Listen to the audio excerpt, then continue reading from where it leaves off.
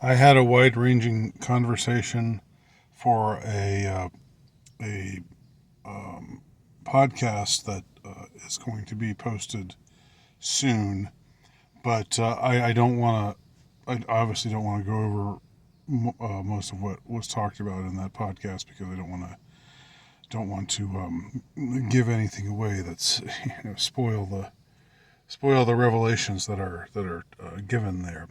One thing I do want to say as as a way of coming back to the story about the Phantom Menace, which I talked about in some length the other day, and the cultural conditions under which the Phantom Menace was released, and the way that the way that Star Wars fans responded to it at the time. Of course, now it's been re-released because it's the 25th 25-year anniversary of its release. Um, it was also just recently May the 4th, which was when the date when the original Star Wars 1977 was released. Um, so for May the 4th, I did my video on Phantom Menace. What I want to talk about just for a couple minutes here is something that has struck me in recent years. Actually, just more recently than that, in recent months. And that is when you look at the prequel trilogy as a whole, it's very interesting how it reiterates somehow or reflects what's actually going on in the world. What you see taking place in the prequel trilogy is the machinations of this man named Palpatine. In the beginning, Palpatine is a senator, just one senator among many in the intergalactic Congress. But there's all this stuff going on. There's the taxation of trade routes are in dispute as the opening crawl tells us, which a lot of people roll their eyes at that. Like, this is Star Wars taxation of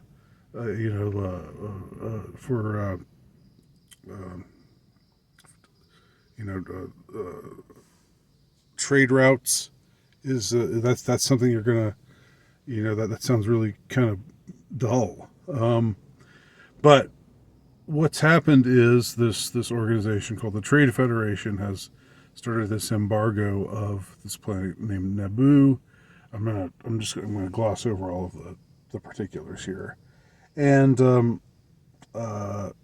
Senator Palpatine happens to be a senator who represents Naboo. And what he also is doing, unbeknownst to anybody else, unbeknownst to the Jedi Order, unbeknownst to anybody on Coruscant, unbeknownst to anybody in the power elite, seemingly, other than Palpatine himself, is that he is the one behind. He is the man who created this crisis in the first place. He through his alter ego Darth Sidious has told Darth Maul and others, has kept in touch with his apprentice Darth Maul, and also the Trade Federation people and others, and has basically steered them into this situation where he's engineered this crisis. And so after having engineered this crisis where Naboo, the planet Naboo, is facing, this blockade and food shortages and possibly massive starvation, and the Trade Federation has invaded the planet with their droid army, and all this stuff is going on, and nobody's doing anything about it in the Senate, and the current chancellor of the Senate is just some lifelong bureaucrat, or just someone who's too indebted to the bureaucrats to actually take action on this matter that urgently needs to be addressed. What Palpatine does is he convinces his younger senator, Queen Amidala, who somehow is a queen but also an elected official, a queen but also a senator. I don't know exactly how that works. I don't know, was she elected queen, or was she queen anyway and then was elected senator? That seems like a conflict of interest. But anyway, that's not really addressed in the movie. But Palpatine convinces his junior senator, this young girl, to give a vote of no confidence for the current chancellor, who's shown himself unable to take any proper action. And so she does. And he suggests this, in a way that doesn't seem like he has sinister intentions at all. And for most of the prequel trilogy, and I think this is what's interesting about the prequel trilogy, as I said in the video the other day, for most of the prequel trilogy, we don't really see Palpatine being evil. We see him scheming, but he doesn't appear to others to be scheming. We have to think about it. We have to say to ourselves, whoa, wait a minute. Palpatine was the name of... I don't even know if Return of the Jedi told us that his name was Emperor Palpatine. I think he was just the Emperor. But it's known that it's somewhere in the lore that his name was Palpatine.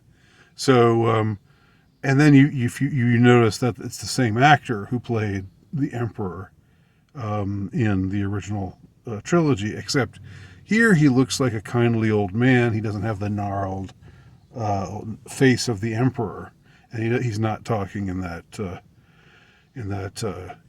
exaggeratedly evil sort of good. He's not talking like that. He's talking in measured tones, and he seems like just a good man and a good statesman. But he fixes things up so that he gets to be eventually appointed chancellor. And when that happens, he responds, it's a surprise, but a surprise to be sure, but a welcome one. It's not a surprise at all, but that's his humble reaction to it. And everybody just thinks, oh, what a humble guy. He didn't expect that he would get this spot, but really he engineered things so that he would get to that spot. So throughout the course of the first movie and also in the second and third movie, there's all of this stuff going down, all of these conflicts brewing, and in episodes 2 and 3, the separatists start to gear up for galactic civil war, and the Clone Wars eventually break out.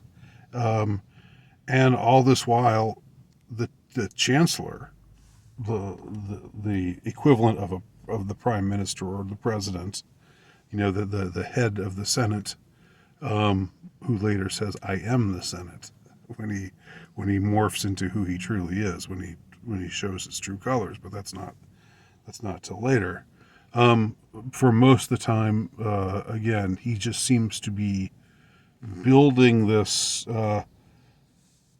He seems to be representing the Republic in a way that's responsible and sober, and that he is, as I said, a noble and very upstanding statesman. That's how he comes across to everybody.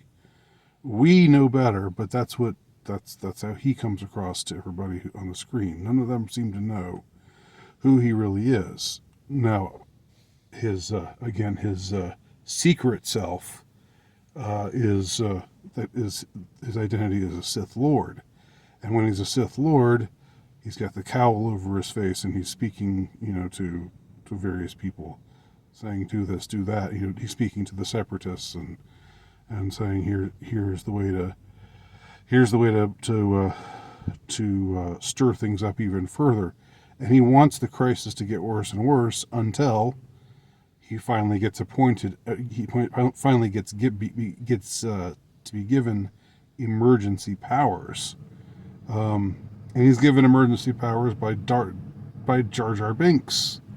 And I'm not going to talk about the Darth Jar Jar theory, but that's something that's talked about a lot in this soon to be published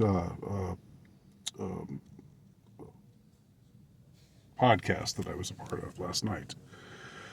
But anyway, I'm talking about all of this because what happens in those three movies uncannily reflects what is going on in the world. In 1999, that's 2 years before 9/11. But if you believe, as I do, and as an increasing number of people do, that what happened at 9/11 was not some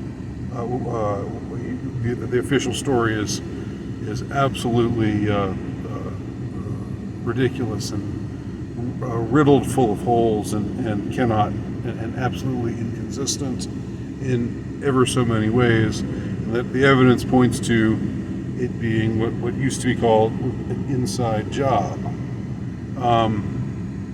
that the attack was engineered by forces within the military-industrial complex in order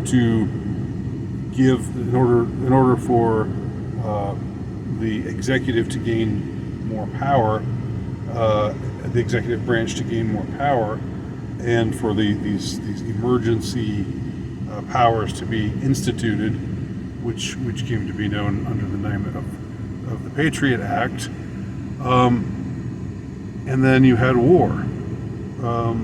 But the ones who were representing in their with their nice faces, with their statesman-like faces, we're just defending our country. We're defending the West from these evildoers.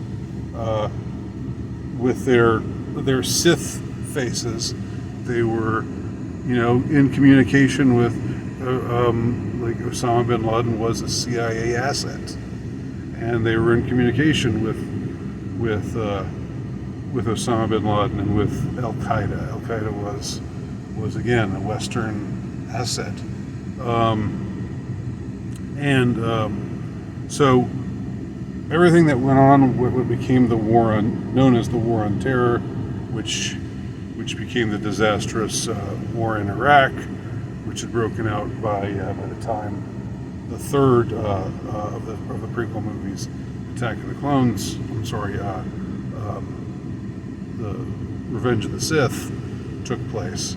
Then you had this situation in which we finally see the full transformation of the Chancellor, the kindly, good Chancellor, into the Emperor, into this gnarled, evil Sith Lord Emperor, which was his plan all along. And of course, he dissolves the Senate and brings Anakin Skywalker over to the dark side and institutes Order 66 and kills off a bunch of the Jedi. There's a lot. There's so many parallels there. It's pretty incredible.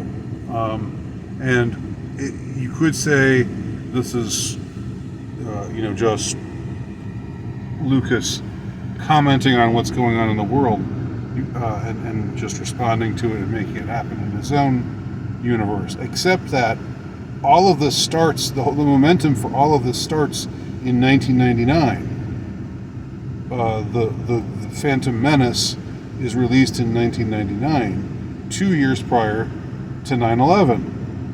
So, is it possible Lucas had some knowledge of what was going on, what was about to happen, and decided to make the storyline reflect what was actually happening in the United States and in the world during that time period? Or is it one of those weird synchronicities? I don't know exactly what I think or how I feel about it, but I think it is a pretty striking thing that's worth taking note of, and that's what I'm doing here.